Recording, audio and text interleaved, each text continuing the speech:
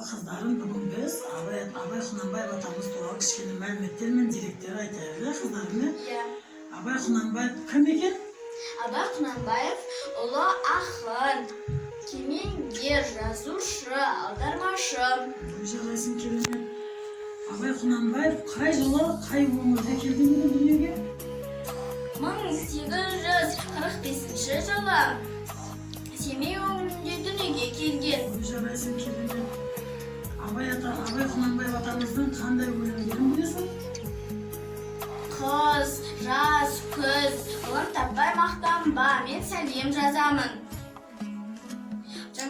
Сол өлеңдердің ішінен мен ғылым таппай мақтанба өлеңін айтып берейін. Жарайсың, қандай айтып бере ғой? Ғылым таппай мақтанба, орын таппай баптанба, құмарланып шаттанба, ойнап босқа күлуге, бес нәрседен ғашық бол, бес нәрсеге асық бол. Адам болам десеңіз, тілеуің өмірің алдыңда, оған қайғы жесеңіз.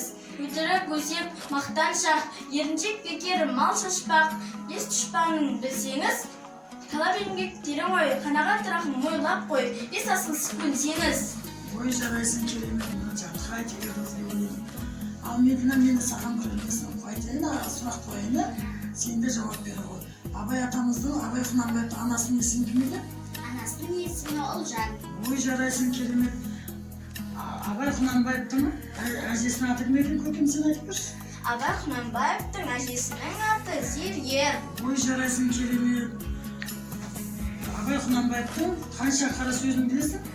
45 қара сөзі бар. Жарайсың, керемет. Енді осы Абай атамыздың өлеңдерінің ішінен біз ана көзімнің қарасы деген өлеңді бір шумағын айтып берейік, иә? Көзімнің қарасы, көңілімнің санасы, бітпес